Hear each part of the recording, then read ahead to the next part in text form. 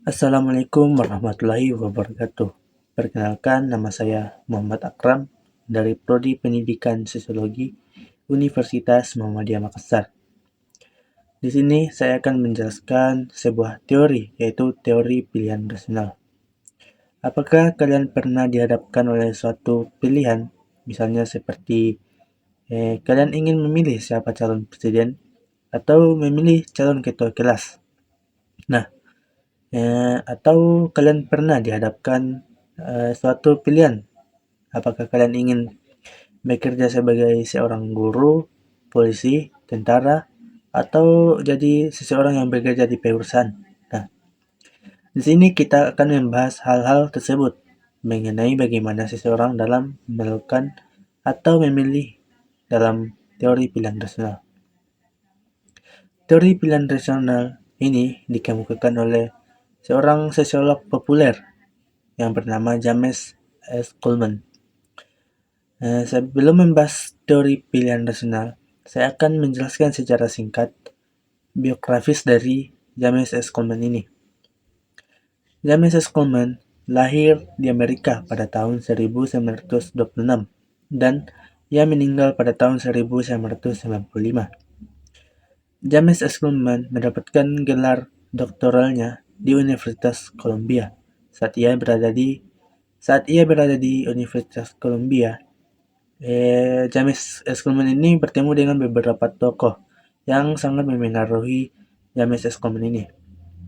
Tokoh-tokoh tersebut adalah Paul Lazarsfeld, Robert Merton, dan Seymour Martin Lipset.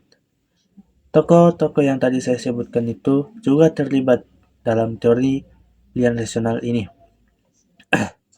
Adapun dari pemikiran James S. Coleman ini, dia ingin menjelaskan fenomena sosial dari yang bersifat mikro, individu, ke yang lebih bersifat luas, makro, atau masyarakat. Jadi menurut pemikiran James S. Coleman ini, fenomena sosial yang terjadi di masyarakat itu berasal dari individu yang berkembang di masyarakat. Jadi teori pilihan rasional menurut buku Georg Ritzer pada halaman 448 sampai dengan halaman 449, di situ dijelaskan bahwa ada beberapa fokus utama dalam teori ini, yaitu aktor. Aktor di sini dapat kita jelaskan sebagai seseorang yang akan melakukan suatu tindakan untuk mencapai satu tujuan. Adapun fokus lainnya yaitu sumber daya. Sumber daya adalah segala sesuatu yang memiliki atau dikuasai seseorang untuk membantu atau memfasilitasi seseorang untuk mencapai tujuannya. Teori pilihan rasional itu tidak langsung ada secara sendirinya, akan tetapi teori ini berasal dari beberapa prinsip ilmu, antara lainnya yaitu ilmu ekonomi neoklasik, teori utilitarian, dan teori permainan, yang dimana ketiga ilmu itu sangat memengaruhi lahirnya teori ini. Dari ilmu ekonomi neoklasik, teori pilihan rasional mengambil ide bahwa setiap individu akan memilih tujuan yang atau tindakan yang dianggap paling menguntungkan dengan sumber daya yang terbatas. Sedangkan teori utilitarian ini dia menjelaskan bahwa seseorang akan memilih sesuatu yang paling disukai atau memberikan kepuasan yang tinggi pada seseorang. Dan adapun teori permainan, yang dimana teori ini menjelaskan keputusan seseorang itu seringkali dipengaruhi oleh keputusan orang lain. Aktor juga dianggap memiliki referensi. Referensi di sini dapat kita jelaskan sebagai sesuatu atau keinginan atau hal-hal yang disukai dalam mengambil keputusan. Akan tetapi, teori pilihan rasional tidak membahas dari mana atau asal-usul dari mana referensi tersebut. Walaupun seseorang atau aktor itu memiliki tujuan, yang ingin dicapai, kadang tujuan tersebut tidak langsung didapatkan karena ada beberapa hambatan yang dapat memengaruhi seseorang dalam mencapai tujuannya. Hambatan-hambatan itu seperti sumber daya, kelangkaan sumber daya. Setiap aktor atau individu itu memiliki sumber daya yang berbeda. Ada aktor yang memiliki sumber daya yang banyak, ada juga yang memiliki sedikit sumber daya. Aktor yang memiliki sumber daya banyak akan relatif mudah untuk mencapai tujuannya. Namun aktor yang memiliki sumber daya yang sedikit, kemungkinan untuk mencapai tujuannya itu akan sulit. Adapun kendala lainnya yaitu kendala institusi sosial. Walaupun seseorang itu bebas dalam memilih atau memilih satu tujuan, akan tetapi ada suatu pilihan atau tujuan yang dibatasi oleh lingkungan atau aturan, misalnya seperti aturan keluarga, aturan sekolah, hukum, norma, dan aturan agama. Contohnya seperti ketika ada orang yang ingin membuang sampah sembarangan, karena seseorang itu menganggap bahwa membuang sampah sembarangan itu sangat praktis, akan tetapi ada aturan dan norma dalam masyarakat yang menyatakan bahwa membuang sampah sembarangan itu adalah perilaku yang buruk dan kemungkinan akan mendapatkan teguran atau sanksi sosial. Karena itu, seseorang yang ingin membuang sampah sembarangan tadi itu menilai bahwa membuang sampah sembarangan memiliki kerugian yang besar daripada manfaatnya. Maka ia akan lebih memilih untuk membuang sampah pada tempatnya. Karena menurut teori ini, seseorang akan memilih tindakan atau pilihan yang dianggap paling menguntungkan. Baik, selanjutnya pada halaman 477 sampai halaman 886 di situ dijelaskan bahwa teori pilihan rasional itu berada dalam posisi yang marginal. Akan tetapi, ada upaya yang dilakukan oleh James S. Coleman sehingga teori pilihan rasional itu menjadi salah satu teori yang populer yang banyak dibicarakan dalam sosiologi kontemporer. Hal tersebut terjadi karena Coleman itu mengembangkan satu jurnal yang bernama Reality and Society yang digunakan untuk membagikan karyanya tentang teori pilihan rasional. Dan sebab lainnya karena Coleman mengembangkan satu buku yang memberikan pengaruh besar pada teori ini. Buku tersebut bernama Foundation of Social Theory yang menggunakan sudut pandang pada teori pilihan rasional. Dan pada saat Coleman menjadi presiden Asosiasi Sosiologi di Amerika, ia memanfaatkan atau menggunakan forum tersebut untuk memperkenalkan teori pilihan rasional dan menyampaikan pidato yang berjudul The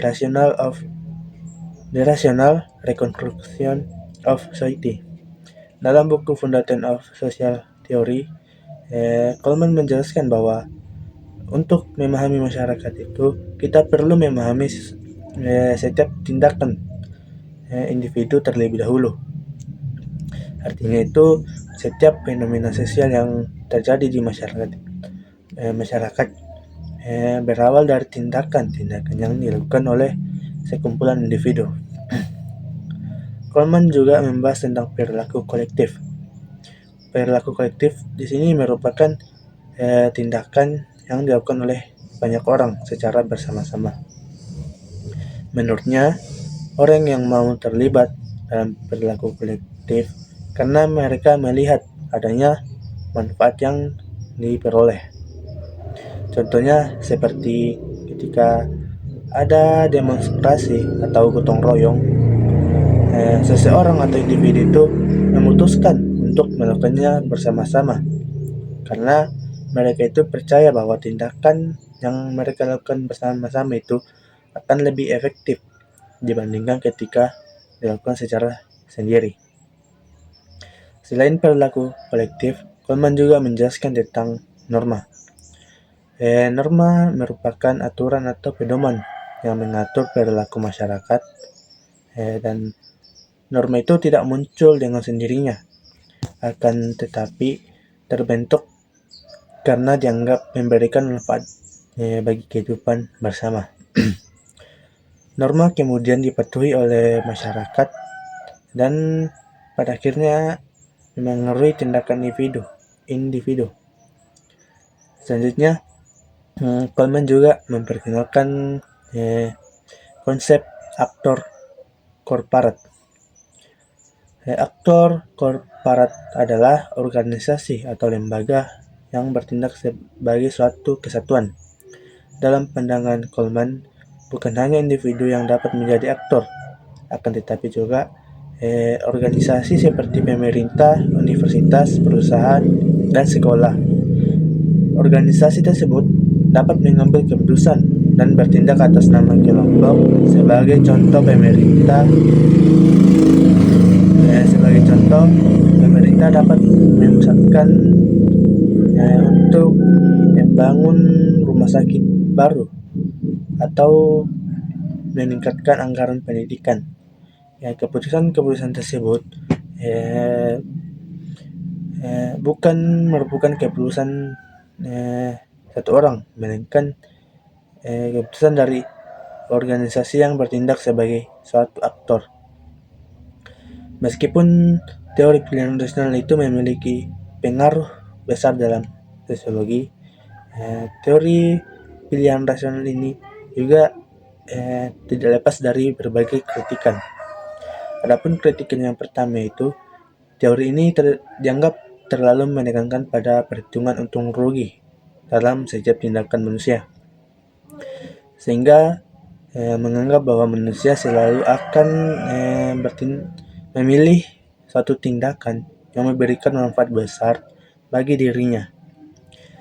Kritikan yang kedua yaitu teori pilihan rasional itu mengasumsikan bahwa manusia selalu bertindak rasional, padahal manusia itu tidak, dalam kehidupan nyata seringkali tidak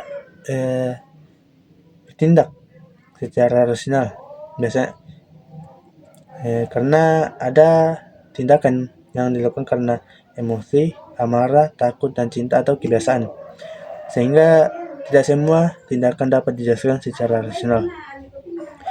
Kritikan yang ketiga yaitu teori ini terlalu berpusat pada individu dan kurang memperhatikan faktor-faktor sosial yang luas seperti struktur sosial, kekuasaan, dan ketimpangan dalam masyarakat.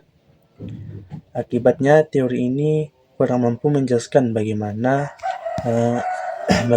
masyarakat dapat membatasi pilihan individu. Kritikan yang keempat itu, teori pilihan rasional ini kurang memperhatikan pengaruh budaya, nilai, dan tradisi dalam banyak situasi. Seseorang melakukan tindakan bukan untuk memperoleh keuntungan pribadi, bukan tidak selalu, akan tetapi karena ada seseorang yang mengikuti norma atau adat atau keyakinan yang berlaku dalam masyarakat. Walaupun demikian, teori pilihan rasional tetap memberikan kontribusi yang besar dalam memahami perilaku manusia dan masyarakat. Coleman berhasil menunjukkan bahwa tindakan individu itu memiliki peran penting dalam membentuk satu norma, organisasi, dan sistem sosial. Dengan demikian, kesimpulan bahwa teori pilihan rasional James S. Coleman menjelaskan bahwa manusia sebagai aktor memiliki tujuan yang menggunakan sumber daya yang dimilikinya dan memilih tindakan yang dianggap paling menguntungkan untuk mencapai tujuan tersebut. Ketika tindakan individu saling berinteraksi, terbentuklah norma, organisasi, sistem sosial, dan yang kemudian membentuk kehidupan masyarakat secara keseluruhan. Oleh karena itu, teori pilihan rasional menjadi salah satu teori penting dalam sosiologi karena mampu menjelaskan hubungan antara tingkat mikro individu ke tingkat makro masyarakat dalam kehidupan sosial. Mungkin itu saja dari saya. Akhir kata, Assalamualaikum warahmatullahi wabarakatuh.